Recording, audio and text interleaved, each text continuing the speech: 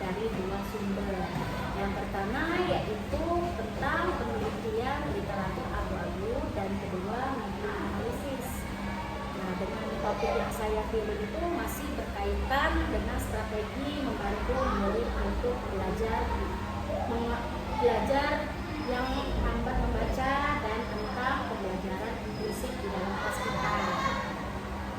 Artikel pertama yaitu merupakan literatur abu-abu berupa laporan pendidikan dari lembaga pemerintah Indonesia. Artikel ini termasuk literatur abu-abu karena tidak diterbitkan melalui jurnal ilmiah, tetapi memuat data, rekomendasi, dan pengalaman praktik di sekolah. Nah, kelebihan dari artikel ini yaitu informasinya lebih dekat dengan kondisi nyata di lapangan dan di lingkungan sekolah kita, sangat relevan. Jadi artikel ini sebenarnya bagus, tapi memiliki keterbatasan, yaitu proses peninjauannya ilmiahnya tidak seketat artikel jurnal ilmiah lain. Ibu Rina dan Bu Dina, artikel yang kedua saya akan berdiskusi tentang meta-analisis.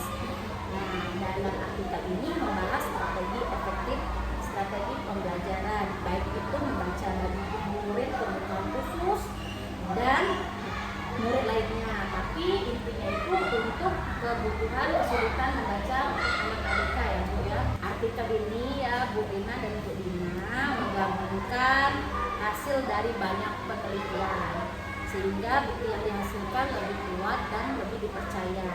Dari penelitian tersebut kita tahu bahwa instruksi yang jelas, pembelajaran bertahap, serta bantuan visual dapat meningkatkan pemahaman murid. Namun ada kekurangannya juga Bu dari artikel ini, yaitu karena artikel ini kan berasal dari konteks sekolah yang berbeda dengan kondisi yang berbeda juga, sehingga banyak perbedaan dari artikel ini. Tidak hanya cuma satu info saja, melainkan dari yang sekolah-sekolah lain kasusnya juga berbeda.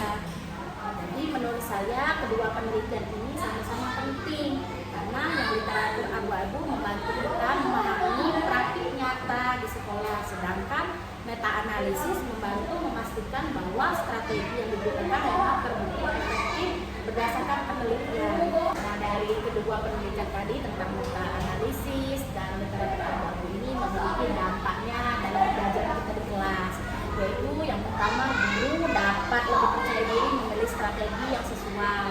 Misalnya saat murid kita kesulitan memahami soal cerita, guru dapat menggunakan gambar, kata kunci atau langkah pengerjaan bertahap.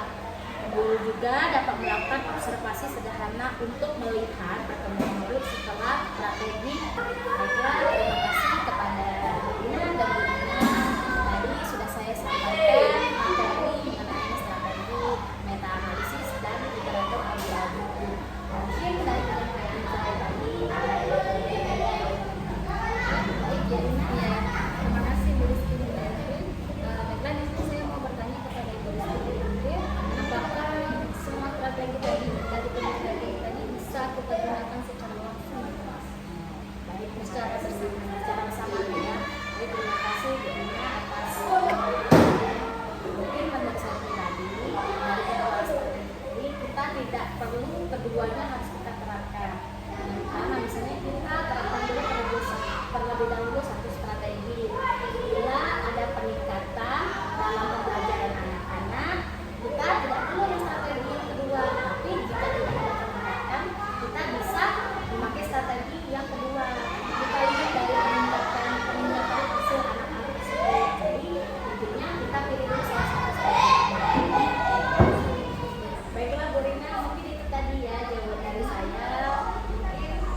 Ya, Alhamdulillah sudah mengerti. Terima kasih atas jawabannya. ya baik Bu. Kalau Bu Dina gimana? Bisa diterima. Ya. Nah Bu, dari diskusi kita hari ini mungkin ada saran dan masukan Ibu. Boleh kali dari Bu Dina mungkin ya? Terima kasih Bu Rizky. Sebelumnya di sini saya akan menyampaikan pendapat saya ya, yang sudah Bu Rizky jelaskan tadi. Dari penyampaian yang Bu Rizky jelaskan tadi merupakan penyampaian materinya sudah bagus dan sudah dipahami. penjelasannya disampaikan dengan bahasa sederhana sehingga saya lebih memahami penggunaan hasil penelitian dalam pembelajaran inklusif. Contohnya yang diberikan juga relevan dengan kondisi di kelas. Saran saya Bu, ke depannya dapat menambahkan contoh kegiatan yang lebih konkret agar lebih mudah diterapkan dalam proses pembelajaran. Itu saya Bu. Terima kasih ya Bu ya. Mungkin nanti ke depannya kita akan mencontohkan kali Bu ya. Apa maksud untuk kita dalam belajar